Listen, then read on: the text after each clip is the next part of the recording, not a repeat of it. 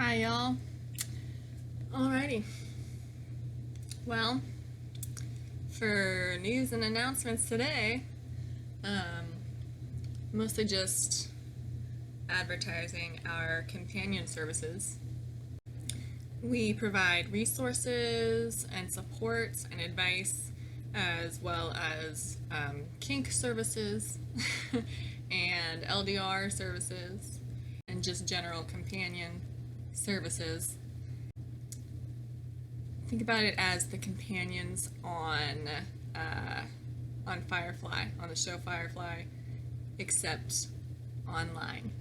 So no actual physical interaction. But that was the idea, to just provide emotional support and, to be there in any way that people need in a therapeutic sort of way. As far as that goes, we are not 100% up and running because we are currently adding more companions to our staff list, and we are updating our systems.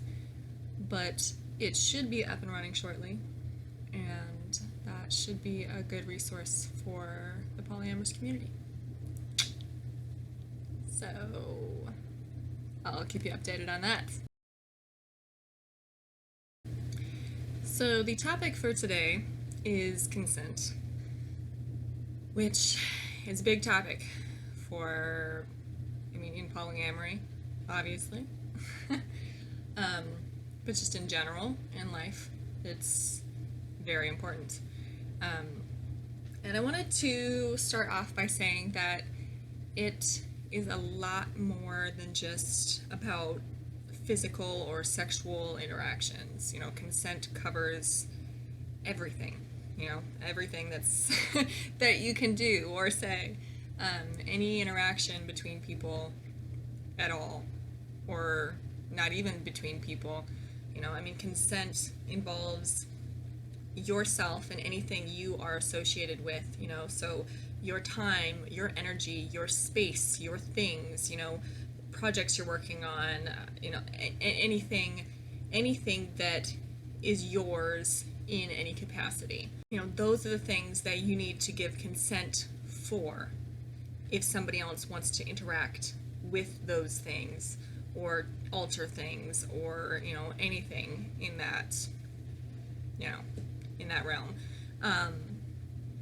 And it gets trickier when you're talking about things that involve multiple people. The dynamics get more complicated when you're talking about, say, a project that you're doing with someone else, or where different people are doing different pieces, and one person wants to change something that you're working on. And it's complicated because, to some extent, you need to be flexible and willing to, collaborate with that person and, and alter things in order to work together. If you're going to do something together, you should be able to work together with that person. But the same as any, romantic or sexual relationship, even if you're doing something with someone and you do need to collaborate to an extent, you don't need to give, your whole, responsibility, and you don't need to give everything up in order to collaborate with somebody. It still needs to be you saying yes to those things. And when you're working with somebody on something, it's important to find the boundaries that you both have. What you're willing to collaborate on, what parts you're willing to give up, or what parts you are willing to change, which parts you want to mesh together, opposed to which things, you don't want to alter at all. Things that, you want to have sole say on. And this is important because when you're working with somebody, it can cause a lot of issues or hurt feelings when you think that you're able to do more with a person, and that person doesn't want that. And and it's just as frustrating the other way around when somebody is trying to transition the things you're doing and you don't want that. And it's difficult. It can be difficult to find that balance between, what is just mine and what is ours. And when something is ours, when it's not just yours, what does that mean? What exactly is being created by both people? Because you aren't one being. You can't say, I'm going to make something with somebody, I'm going to do something with somebody, I'm going to have a relationship with somebody, and then become one unit that just makes choices together. You have to come together as two separate people, and you both have different opinions about things, and you have to make choices together as those two separate beings. And that can cause a lot of tension sometimes when you don't agree on things. But all of the people involved in those sorts of situations need to understand that it's not about, trying to control another person, and it's not about, trying to stop somebody from being a part of something. It's about figuring out where everybody's boundaries lie so that you can find the best ways to intertwine without, rigidly slamming into each other and without overstepping somebody's boundaries. And the reason I'm bringing this up is because it was an issue between me and another person recently. And I'm not discussing this simply because of that, but I wanted to draw attention to this because I feel like I didn't think about consent in this way until it became an issue for me, and so I didn't realize there could be a problem there, and I think it's an important thing to address. When people are spending a lot of their time investing in something, a lot of their energy is going into something, they want to know that, what comes out of it is something that will be beneficial for them and something that they're happy about. And the problem that arises when it's multiple people all contributing and wanting something to come out of it is that people want different things to come out of it, and they want different things to go into it, and they're willing to, maybe everybody's willing to come in together, but they come in at different levels or different amounts, and they, those things need to be addressed initially.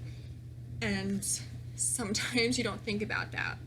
You go into something thinking, yeah, I'd love to collaborate, and you don't set guidelines really. You don't talk about, like, these are the things I'm willing to share. These are the things I'm willing to, do together. These are the things I'm willing to, have you be a part of, or for you to do, and I won't be, I'll step back or whatever.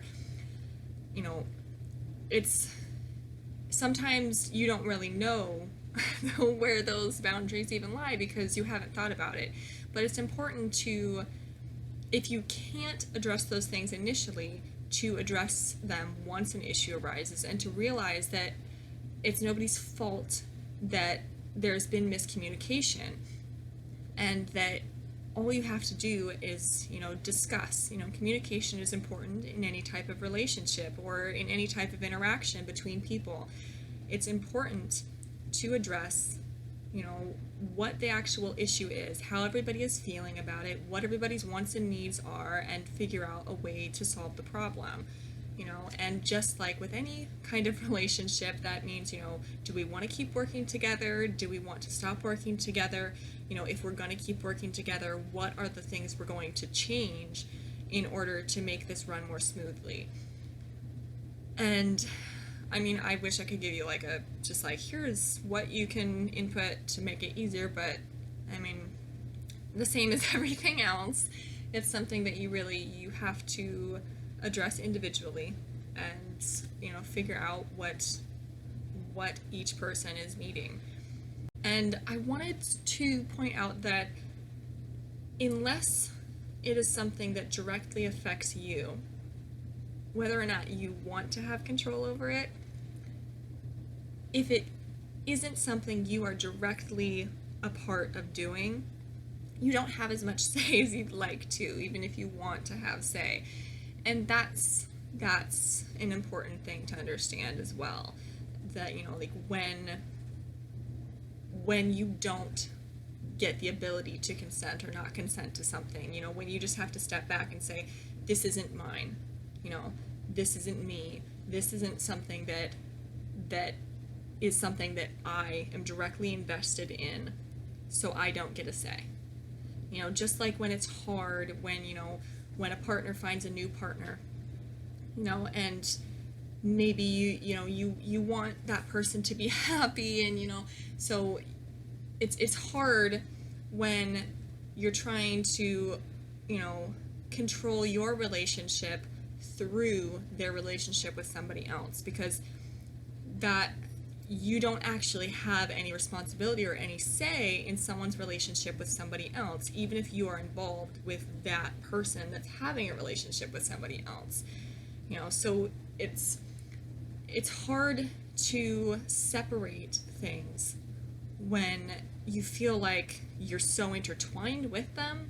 When you're emotionally invested, it's difficult to see where, you can have emotions, but it's not up to you. And that's difficult. It's difficult when you have a way that you want things to be.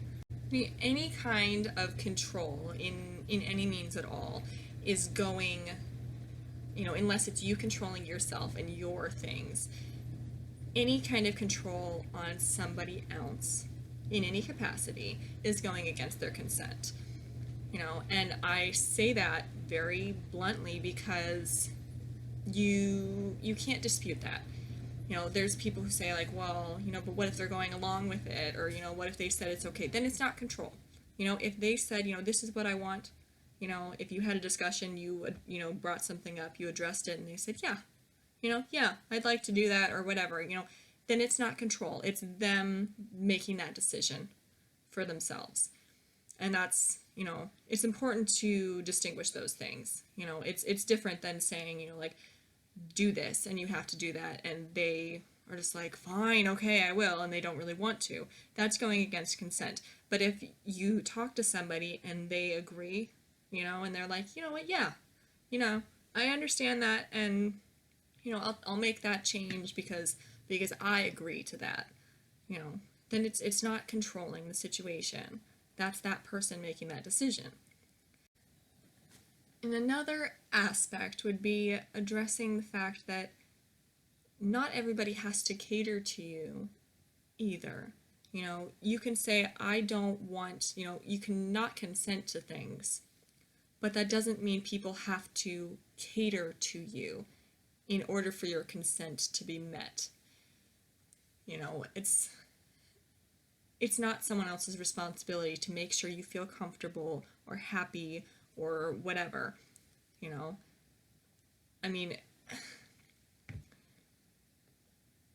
It really depends on the situation. You can say that, somebody like rubbing up on you, that doesn't make you feel comfortable, so you're telling them no, and they have to stop, obviously. That is where your consent is needed, because it's actually like they're doing something to you. And you can say the same thing if they're messing with your stuff or they're in your house and you want them to get out or whatever. But going out into the world and, being around people who are different than you and seeing things that make you feel a little uncomfortable or whatever, you can't just tell people, like, stop being who you are, stop doing what you're doing, just, I don't feel comfortable, so everybody, revert back to my little bubble and, and then everything will be fine, because you can't overstep their control of themselves. And and it's a fine line sometimes. it's fine line sometimes because, I mean, sometimes people will say that something they're doing is them controlling themselves and you don't get a say. But you do get a say if it is directly impacting you. Otherwise, that statement is true and you don't get a say. So it can be hard in different situations to see where these things actually do apply. But nonetheless, they do apply.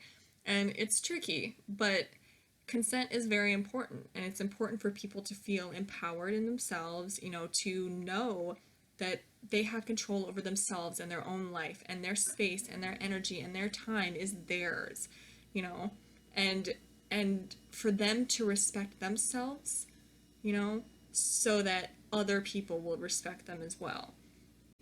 And I guess the last thing I wanted to mention was just, about collaborating with other people. The difference between working together on something creative and, protecting your own creativity. It's hard. That's all I'm going to say. It's hard. Because different people have different ideas of, ways to progress things, different ideas of what success means, different ideas of what should be done to something. And when you're collaborating on something creative, it can get emotional because, creativity is a way of expressing who you are. It's expressing yourself.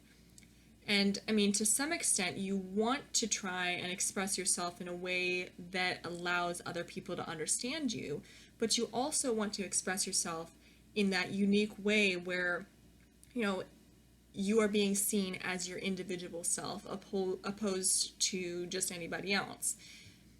And when you're working with somebody else, that can be hard because you are two different beings.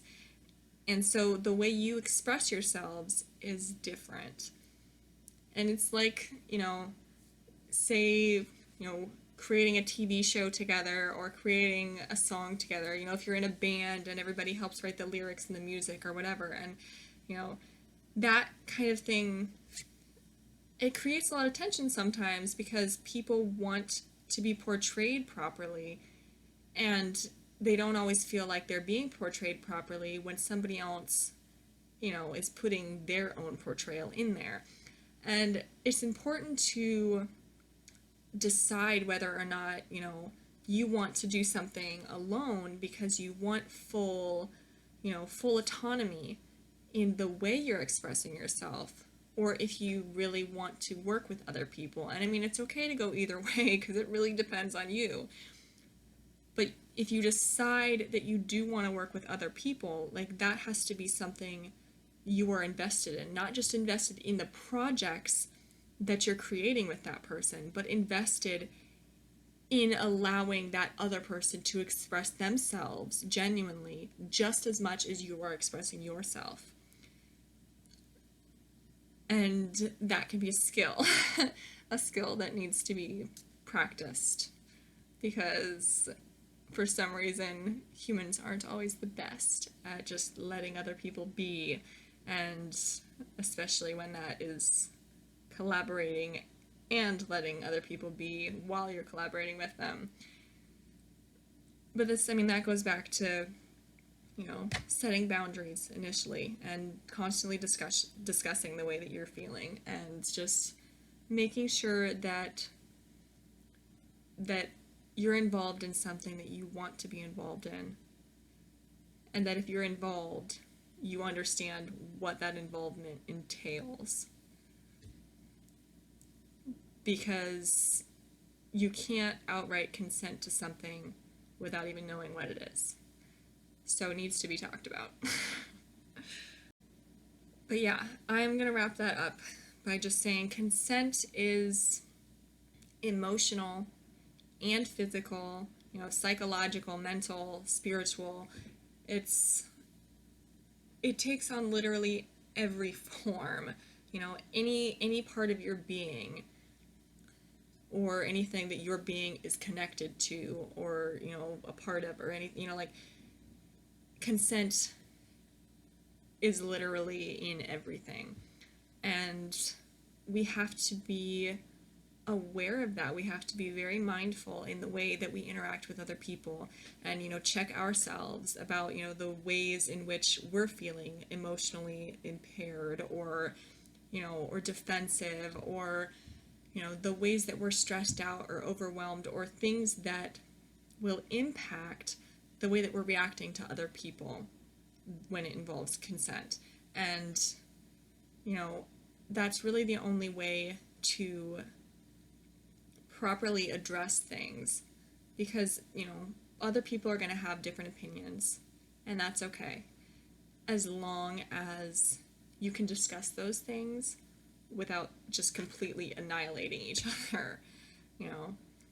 Like, it's okay for you to think that you're not overstepping something, but you have to listen to the other person who says that you are. Basically, you gotta use humility, use compassion, consider intersectionality of everything, all that shit I was talking about in my initial video. Really, you just have to be aware, you have to be mindful. People fuck up, and people get emotional, and issues arise, and there's no way to completely eliminate that, but being mindful of those situations and how things are impacting other people, and being aware of how things are impacting you. Doing your own self-work so that you are capable of interacting with other people in a respectful way and working through things with them. Yeah, I don't know. So, consent is important. Don't forget that. It's intertwined with everything in life, so take that into account when you're interacting with other people. Okay. Ciao. All right. Articles we published last week. Monday, February 10th, the 10 reasons I am solo polyamorous. That was by me, based off of my Twitter post. On Wednesday, February 12th, we published part 4 of the Our Story series, Mistakes in Polyamory. We make mistakes too. We're human. Friday, February 14th, Valentine's Day. We published Celebrating Valentine's in the Closet. And yesterday, Monday, February 17th, we published the first Dating Detective article, case number 1, The Game. If you want to learn about how the game Set can teach you about dating and relationships and why it's so difficult, there you go. Check that out. Next up this week, tomorrow, we are publishing Po-Renting in a Nutshell, Polyamorous Parenting, number 2, part 2. And then on Friday, we are publishing Being Poly Isn't All About Sex. Shocking, I know. But, so that's what's coming up. Get ready for it.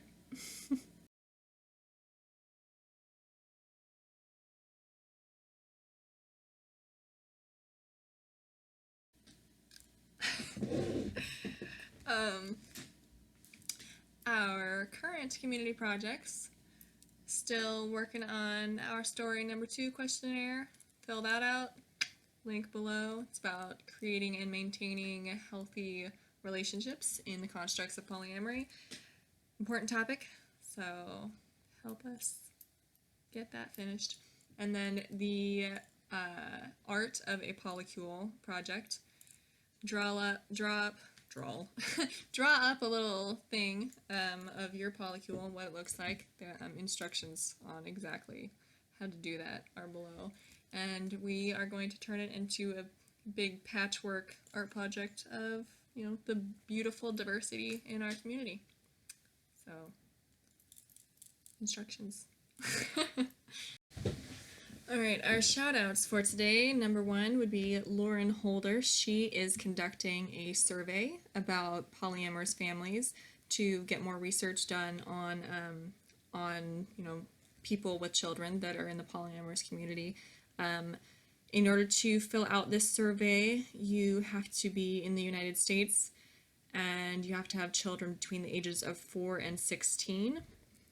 The survey is pretty short. You can pause it and come back to it later. Everything is anonymous, so you don't have to worry about any of your information getting out. But yeah, she wants to help provide more information for the culture and medical and mental health and educational providers, and just she wants to get more information out there to reduce negative misconceptions, get rid of stigma, and just provide more appropriate interactions. If you're interested in taking the survey, I'll provide it down below. It's also linked on our Facebook page if you want to check there. She's hoping to finish out the survey by March 1st, but if she doesn't get enough participants, she will be extending it. But yeah, so get on that. Try and get your answers in as soon as possible.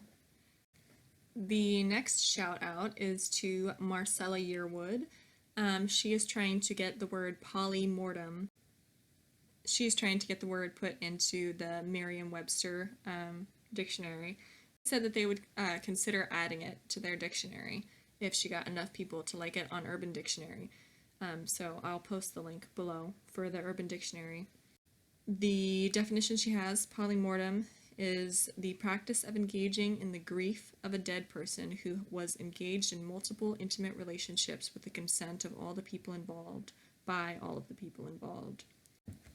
Our last shout out for the day is to Susan Wenzel. She has a new book coming out called A Happy Life in an Open Relationship, The Essential Guide to a Healthy and Fulfilling Non-Monogamous Love Life, Open Marriage and Polyamory Book, Couples Relationship Advice from Sex Therapist. So, very informative. Check that out. That is coming out March 10th, I believe. And you can buy it, you can pre-order it on Amazon. I'll post the link for that below as well. But yeah, that should be a helpful resource for people in the polyamorous community, so check that out. Sorry if I mispronounced anybody's name. I'm kind of shitty with name pronunciation, but yeah, those are our shout outs for today. So check that stuff out down below. And give us a like and subscribe. Okay, I have a question for Richard. Shocking. Okay. Alright, Richard. I can't breathe in this thing or see properly. Okay. I heard that recently you got into a new polycule. Got some new relationships going, and I just wanted to hear what you thought,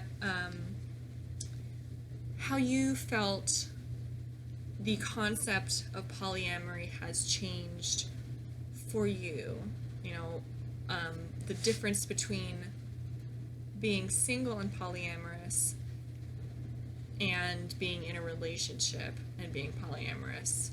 I want to know what you feel changes internally for you when you go from being polyamorous and single to being polyamorous and in a polyamorous relationship. Because a lot of people, talk about how, like polyamory can be a lifestyle and a love style or whatever, but I mean, you can also just be polyamorous even if you don't have any partners. So I want to know specifically for you how the concept of polyamory changes or evolves when you actually add people into your life in a polyamorous way, romantically, opposed to just existing as polyamorous when you don't have any partners. hopefully that's not too confusing of a question. That's what I have for you. I would just like to do a little, hey everybody, ask your questions down below, and I will address them. My question for the community is, what kind of stuff do you want to know about me? Do you have any personal questions about me or about polyamory or, anything, whatever, I don't know. But yeah, put your questions down below in one of my videos and I will try to address those questions at the end of one of my vlogs. So let me know what you want to know. Alright, like and subscribe. Do it. Okay, see you next week. Ciao.